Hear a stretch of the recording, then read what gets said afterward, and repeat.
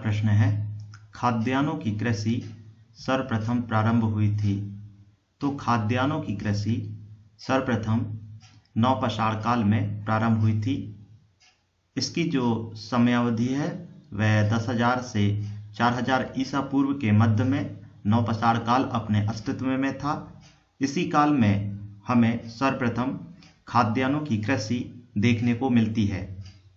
इसी नवपाषाण काल में ही हमें कृषि की शुरुआत, पशुपालन के साक्ष्य और स्थिर बस्तियों के साक्ष्य हमें देखने को मिलते हैं और पसाड़ के औजार भी हमें इसी नवपाषाण काल में देखने को मिलती हैं। इसी नवपाषाण काल में कुछ महत्वपूर्ण स्थल हैं, जो कि मेहरगढ़, यह पाकिस्तान में स्थित बलूचिस्तान नामक एक प्रांत है, वहां पर मेहरगढ़ नामक स्थल है। यह भी नवपाषाण कालीन बस्ती है जो कि महत्वपूर्ण है। और बुर्ज होम जो कि जम्मू कश्मीर में स्थित है, यह भी नवपाषाण कालीन बस्ती है। उसके बाद कोल्डी हवा, यह उत्तर प्रदेश राज्य में स्थित है। और पिकली हल, यह भी कर्नाटक राज्य में स्थित है। और चिरांद, यह बिहार राज्य में स्थित है। इस प्रकार से ये कुछ महत्वपूर्ण स्थल हैं जो कि नवपाषाण काल में महत्वपूर्ण थे।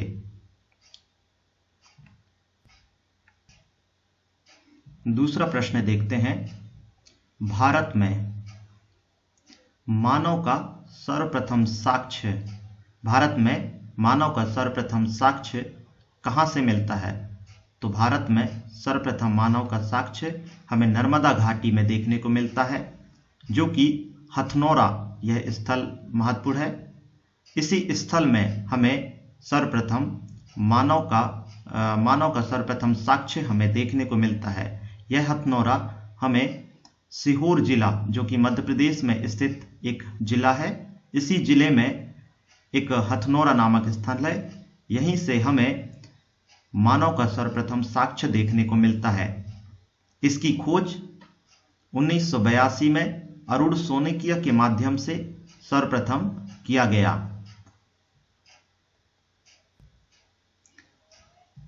तीसरा प्रश्न देखते हैं, मानव द्वारा सर्वप्रथम प्रयुक्त अनाज था।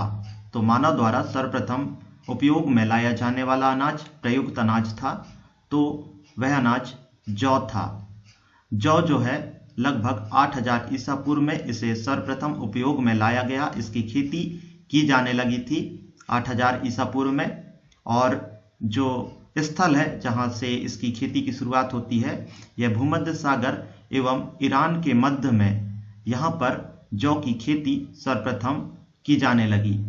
जौ के बाद और भी महत्वपूर्ण खाद्यान्न जो है, इनकी भी उत्पादन की जाने लगी, जैसे कि चावल, मक्का, बाजरा, सोरगम, राई, जई, गेहूं।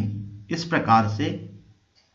प्रकार से और भी खाद्यान्न की खेती उस समय की जाने लगी थी।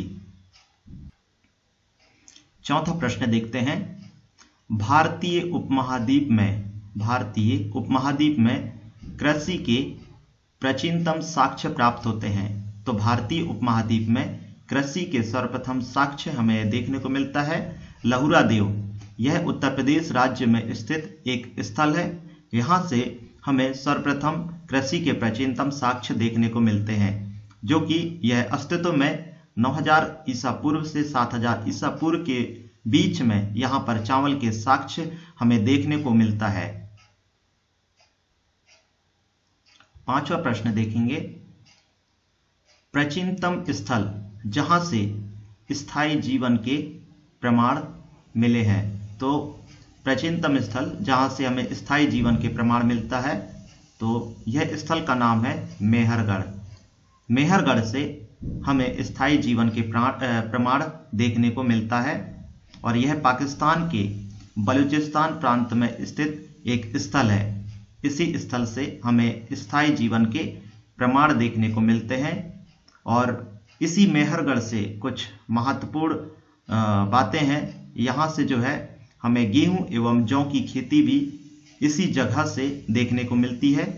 और कृषि के औजार भी इसी जगह से देखने को मिलती है। और पशुपालन भी इसी जगह पर जो है देखने को मिलता है। यहाँ पर हमें साक्ष्य मिलते हैं इसके, और पशुओं के लिए आवास बनाना भी यहीं पर शुरू की गई थी और पक्के मकान भी यहीं पर जो है बनना शुरू हो गए थे, जिस कारण से हम कह सकते हैं कि यहाँ पर स्थायी जीवन के प्रमाण हमें देखने को मिलते हैं। छठवां प्रश्न देखेंगे,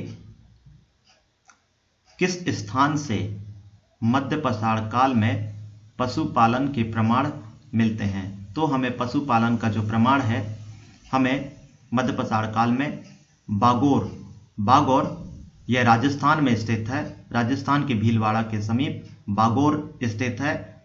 यहीं पर हमें पशुपालन के प्रमाण देखने को मिलता है। और अगर देखा जाए हमें सर्वप्रथम प्रारंभिक साक्ष्य पशुपालन के कहाँ देखने को मिलता है, तो हमें प्रारंभिक साक्ष्य पशुपालन के नर्मदापुरम के निकट आदमगढ़ एक महत्वपूर्ण स्थल है। यहाँ से हमें, जो कि मध्य प्रदेश में स्थित है, यहाँ से हमें पशुपालन के प्रमाण देखने को मिलते हैं। सातवां प्रश्न देखेंगे, किसको चालकोलिथिक युग भी कहा जाता है? तो किसको चालकोलिथिक युग भी कहा जाता है? तो इसका सही उत्तर होगा ताम्रपाषाण युग को चालकोलिथिक युग भी कहा जाता है। ताम्रपाषाण युग यह अपने अस्तित्व में 3000 ईसा पूर्व से 1500 ईसा पूर्व के मध्य ताम्रपाषाण युग अपने अस्तित्व में था। और अगर देखा जाए ताम्रपाषाण युग के कुछ महत्वपूर्ण स्थलों के बारे में, तो मोहनजोदड़ो, हड़प्पा, लोथल, कालीबंगा, यह जो है ताम्रपाषाण युग के कुछ महत्वपूर्ण स्थल हैं। आठवां प्रश्न देखेंगे,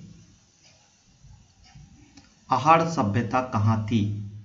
अहाड़ सभ्यता यह दक्षिण पूर्वी राजस्थान में स्थित थी। और यहाँ पर अहाड़ सभ्यता में हमें यहाँ पर कृषक एवं पशुपालक देखने को यहाँ पर मिलता है। यहाँ पर जैसे कि गेहूं, जौ तथा चावल से यहाँ के लोग परिचित थे। और इसी अहाड़ सभ्यता को और नाम से हम जानते हैं, जैसे कि ताम्रवती, जिसे मतलब कि तांबा वाला स्थान भी हम इसे कहते हैं। ये ताम्रवती भी इसको जो है अहाड़ सभ्यता को कहते हैं।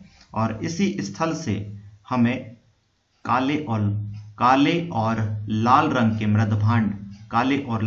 के मृदभांड की प्राप्ति यहाँ से होती है। अब हम 9वें नंबर का प्रश्न हम देखेंगे, राख का टीला निम्नलिखित में से किस नौपाषाणिक स्थल से संबंधित है? तो राख का टीला यह जो है यह नौपाषाणिक स्थल संगनकल्लू, जो कि कर्नाटक राज्य में एक स्थल है, यह नौपाषाणिक स्थल है। यहीं से हमें राख का टीला देखने को मिलता है। और यहीं पर हमको जो है पशुपालन, कृषि, मिट्टी के बर्तन, इसी स्थल संगनकल्लू, जो कि कर्नाटक राज्य में स्थित है, यहीं से हमको देखने को मिलता है। 10वां प्रश्न देखेंगे, भीमबेटका किसके लिए प्रसिद्ध है? तो भीमबेटका यह मध्य प्रदेश राज्य में स्थित है, जो कि गुफाओं के शैल चित्रों के लिए काफी महत्वपूर्ण स्थल है, काफी प्रसिद्ध स्थल है। यह जो है रायसेन जिला, जो कि मध्य प्रदेश में है, अब्दुल्लागंज के समीप यह स्थल स्थित है। और यह जो है पूरा पाषाण काल से मध्य पाषाण काल के मध्य के जितने भी शैल चित्र हमको देखने के मिलते हैं, इसी काल में हमको देखने को मिलते हैं। इसके बीच में जितने भी चित्र बने पूरा पाषाण काल और मध्य पाषाण काल में। इसकी खोज वी.एस. वाकड़कर, जो कि 1957 में इसकी खोज की, काफी महत्वपूर्ण है, इसे आप याद रखिएगा। इसकी खोज जो है वी.एस. वाकड़कर, जो कि 1957 में इसकी खोज करते हैं। धन्यवाद।